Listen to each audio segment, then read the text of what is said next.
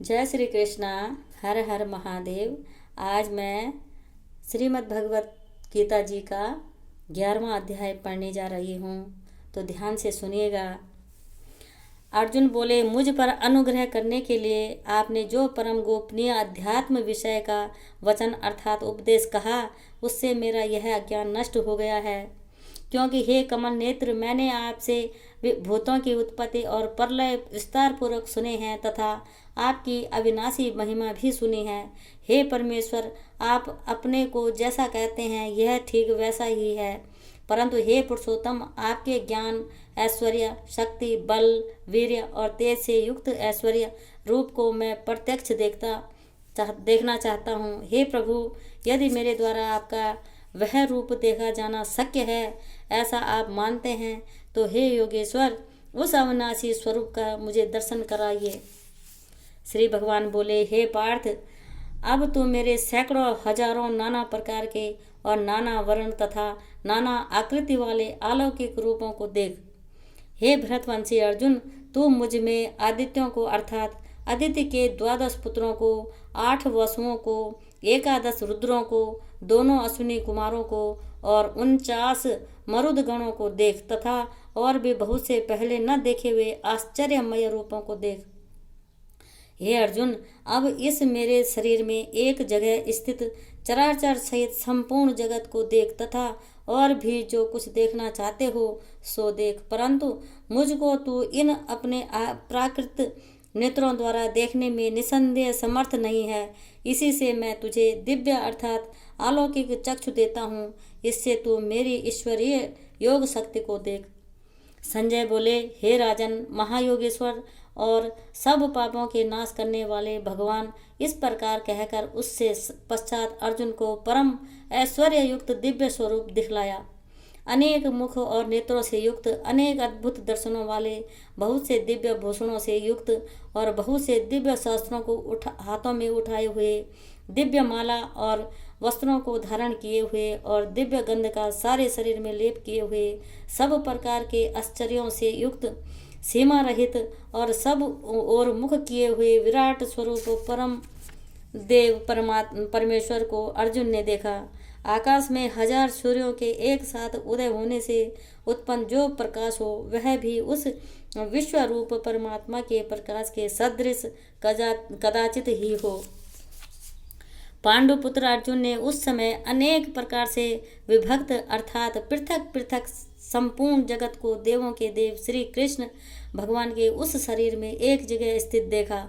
उसके अनंतर वे आश्चर्य से चकित और पुलंकित शरीर अर्जुन प्रकाशमय विश्व रूप परमात्मा को श्रद्धा भक्ति सहित सिर से प्रणाम करके हाथ जोड़कर बोले।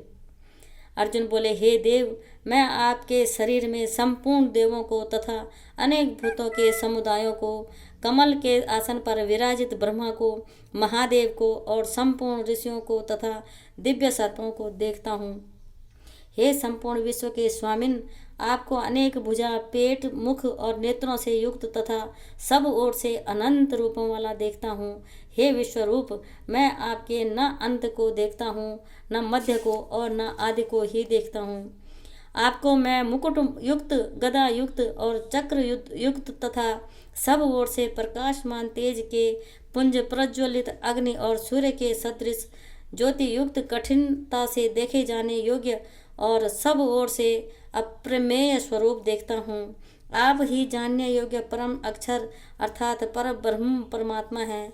आप ही इस जगत के परम आश्रय हैं। आप ही अनादि धर्म के रक्षक हैं और आप ही अविनाशी सनातन पुरुष हैं, ऐसा मेरा मत है। आपको आदि अंत और मध्य से रहित, अनंत सामर्थ्य से युक्त, अनंत भुजा वाले, चंद्र सूर्य रूप नेत्रों वाले, प्रज्वलित अग्नि रूप मुख वाले और अपने तेज से इस जगत को संतप्त करते हुए देखता हूँ। हे महात्मन, यह स्वर्ग और पृथ्वी के बीच का संपूर्ण आकाश तथा सब दिशाएं एक आप से ही परिपूर्ण हैं तथा आपके इस अलौकिक और भयंकर रूप को देखकर तीनों लोग अति व्यथा को प्राप्त हो रहे हैं। वे ही देवताओं के समूह आप में प्रवेश करते हैं और कुछ भयभीत होकर हाथ जोड़े आपके नाम और गुणों का उच्चारण करते हैं तथा महर्षि और सिद्धों के समुदाय कल्याण हो ऐसा कहकर उत्तम उत्तम स्तोत्रों द्वारा आपकी स्तुति करते हैं। जो 11 रुद्र और 12 आदित्य तथा 8 वसु साध्यगण विश्वदेव अश्विनी कुमार तथा मारुदगण और पितरों को समुदाय तथा गंधर्व यक्ष राक्षस और सिद्धों के समुदाय हैं, वे सब ही विस्मित होकर आपको देखते हैं। हे महाबाहो, आपके बहुत मुख और नेत्रों वाले, बहुत हाथ जंघा और पैरों वाले, बहुत उदरों वाले और बहुत सी दाढ़ों के कारण अत्यंत विकराल महान रूप को देखकर सब लोग व्याकुल हो रहे हैं तथा मैं भी व्याकुल हो रहा हूँ। क्योंकि हे विष्णु, आकाश को स्पर्श करने वाले देदीप्यमान अनेक वर्णों से युक्त तथा फैलाए हुए मुख और प्रकाशमान विशाल नेत्रों से युक्त आपको देखकर भयभीत अंतःकरण वाला मैं धीरज और शांति नहीं पाता हूँ। दाढ़ों के कारण विकराल और प्रलय काल की अग्नि के समान प्रज्वलित आपके मुखों को देखकर मैं दिशाओं को नहीं जानता हूँ और मुख भी नहीं पाता हूँ। इसलिए हे देवेश, हे जगन्निवास, आप प्रसन्न हो। वे सभी धृतराष्ट्र के पुत्र राजाओं के समुदाय सहित आप में प्रवेश कर रहे हैं और भीष्म पितामह द्रोणाचार्य तथा वह कर्ण और हमारे पक्ष के भी प्रधान योद्धाओं के सहित सब के सब आपके दाढ़ों के कारण विकराल भयानक मुखों में बड़े वेग से दौड़ते हुए प्रवेश कर रहे हैं और कई एक चूर्ण हुए सिरों सहित आपके दांतों के बीच में लगे हुए दिख रहे हैं। जैसे नदियों के बहुत से जल के प्रवाह स्वाभाविक ही समुद्र के ही सम्मुख दौड़ते हैं अर्थात समुद्र में प्रवेश करते हैं, वैसे ही वे नरलोक के वीर भी आपके प्रज्वलित मुखों में प्रवेश कर रहे हैं। जैसे पतंग मोहवश नष्ट होने के लिए प्रज्वलित अग्नि में अति वेग से दौड़ते हुए प्रवेश करते हैं, वैसे ही ये सब लोग भी अपने नाश के लिए आपके मुख में अति वेग से दौड़ते हुए प्रवेश कर रहे हैं। आप उन संपूर्ण लोगों को प्रज्वलित मुखों द्वारा ग्रास करते हुए सब ओर से बार बार चाट रहे हैं। हे विष्णु, आपका उग्र प्रकाश संपूर्ण जगत को तेज के द्वारा परिपूर्ण करके तपा रहा है। मुझे बतलाइए कि आप उग्र रूप वाले कौन हैं। हे देवों में श्रेष्ठ, आपको नमस्कार हो, आप प्रसन्न होइए। आदि पुरुष, आपको मैं विशेष रूप से जानना चाहता हूँ क्योंकि मैं आपकी प्रवृत्ति नहीं जानता। श्री भगवान बोले, मैं लोगों का नाश करने वाला बड़ा हुआ महाकाल हूँ। इस समय इन लोगों को नष्ट करने के लिए प्रवृत्त हुआ हूँ। इसलिए जो प्रत्यक्ष प्रतिपक्षियों की सेना में स्थित योद्धा लोग हैं, वे सब तेरे बिना भी नहीं रहेंगे, अर्थात तेरे युद्ध न करने पर भी इन सबका नाश हो जाएगा। अतएव तू उठ, यश प्राप्त कर और शत्रुओं को जीतकर धन धान्य से संपन्न राज्य को भोग। ये सब सूरवीर पहले से ही मेरे द्वारा मारे हुए हैं। हे सव्यसाचिन, तू तो केवल निमित्त मात्र बन जा। द्रोणाचार्य और भीष्म पितामह तथा जयद्रथ और कर्ण तथा और भी बहुत से मेरे द्वारा मारे हुए सूरवीर योद्धाओं को तू मार। भय मत कर, निसंदेह तू युद्ध में बैरियों को जीतेगा, इसलिए युद्ध कर। संजय बोले, केशव भगवान के इस वचन को सुनकर मुकुटधारी अर्जुन हाथ जोड़कर कांपता हुआ नमस्कार करके फिर भी अत्यंत भयभीत होकर प्रणाम करके भगवान श्री कृष्ण के प्रति गदगद वाणी से बोले।